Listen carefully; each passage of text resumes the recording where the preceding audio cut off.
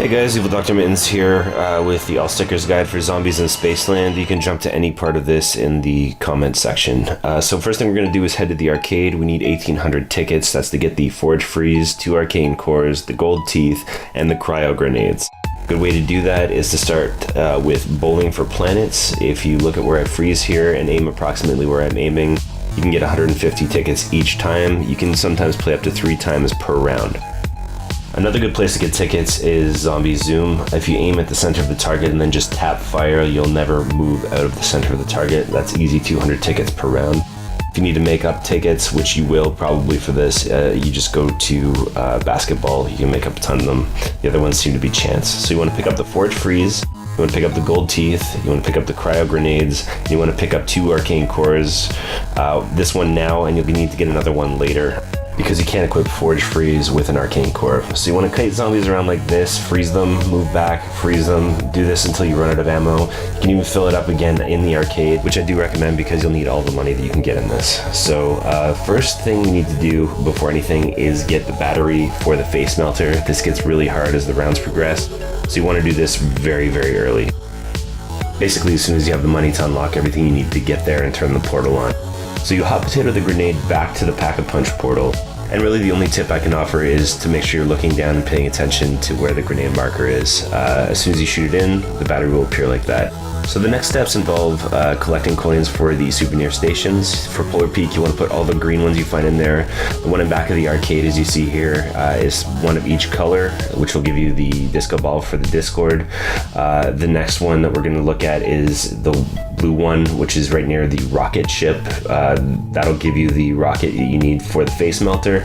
And finally, you want to bring all the red ones to the Octonian souvenir station, and that'll give you the toy for the shredder. So the next battery that we're going to go for is the one for the HeadCutter. To do that, you bring the cryo grenades and zombies to that Yeti. You're going to shoot the grenades into the Yeti's mouth when the zombies get close. It will shoot a freeze ray, and then you have to headshot kill all the frozen zombies.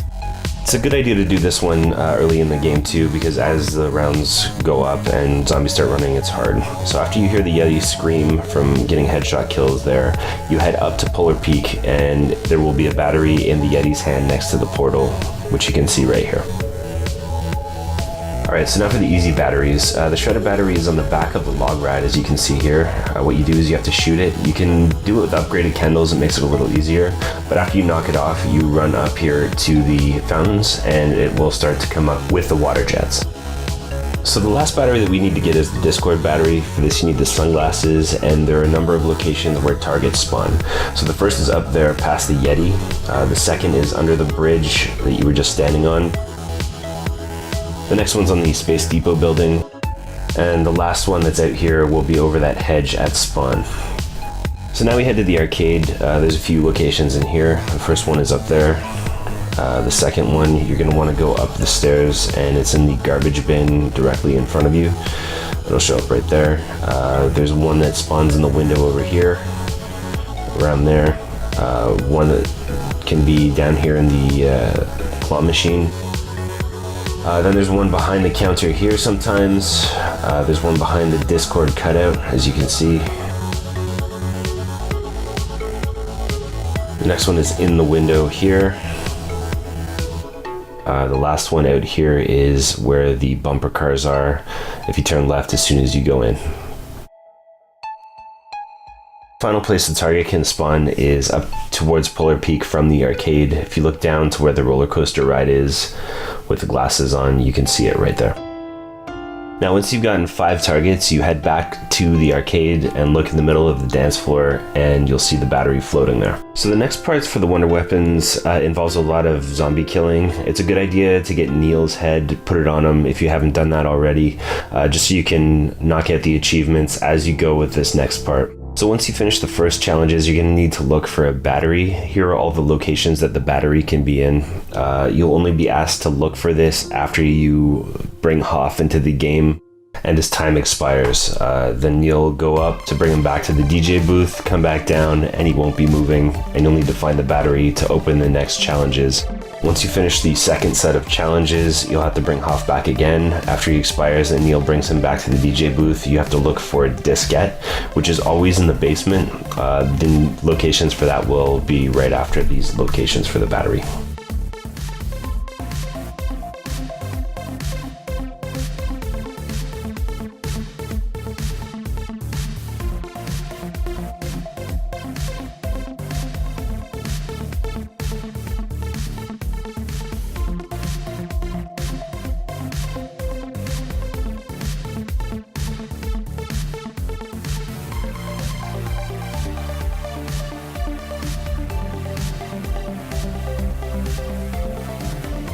Alright, so the next thing we're going to do is get a brute and bring him to the alligator trap to shatter the teeth and put the gold teeth in. That'll open the targets for when we have the orbs for the wonder weapon. After that's done, we need to get the UFOs, so head to the Pack-a-Punch room. I strongly suggest upgrading your Kendalls if you haven't already. It makes this part really easy. There's UFOs on the table, you have to click the action button on them, and that will send them flying out of the portal and around the map. If you haven't gotten your second arcane core yet and another weapon, now is a good time to do it. So the UFOs are going to be flying around specific traps in the game now. I've read some places where it says you need to kill 15 to 24. Usually I kill 30 zombies on each of these traps just to make sure that the UFO will release into the patrols. Also, I find Polar Peak is good to do first, just because it's the hardest for me anyway, because it's a much smaller space than the other ones. So after you get the kills, each UFO will start doing a patrol in the area that the trap is in. Basically, you just gotta follow it around and kill zombies with a weapon with an arcane core on it that doesn't already have an orb in it. You'll know if you're doing it properly because once you kill the zombies, you'll see their souls fly out just like that. Honestly, I've never bothered to count how many kills you need exactly to get the orbs. It goes really fast though if you have the upgraded Kendalls with the arcane core on the end of it. So after you kill enough of them, it's going to drop an orb, just like this one. This is the HeadCutter Orb. You take this to where you put the gold teeth in the alligator, and what you're going to do is shoot the targets that appear, and it'll unlock one specific to the orb color that you have. So now you have all the pieces for the HeadCutter, for example. You're going to do the same thing with each of the other ships, get the orbs for them, and then bring them to the alligator to get the crystals for the wonder weapon. Usually I do this 2 at a time, so I use the baby's breath, which is the upgraded Kendalls, to kill all of the zombies that I need to get an orb. Then I load that orb into my secondary weapon, then I go back to Kendalls, then I go do the next UFO, and then pick it up with the Kendalls arcane core. As you just saw, you can dump the orbs into the Pack-a-Punch room when you're done with them. This is actually what you need to do to get the elemental core, which is really more trouble than it's worth because it's honestly not great and it takes a long time to get it.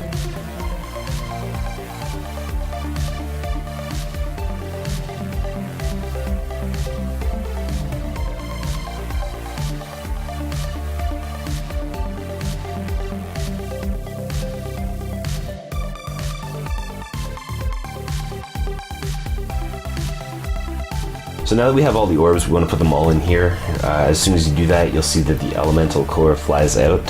And when you go back to the alligator, it's in the top part of the target robot. Pick it up if you want, doesn't really make a difference as I mentioned before. So the last 3 stickers that we need are the calculator, the umbrella, and the stereo for the Seti.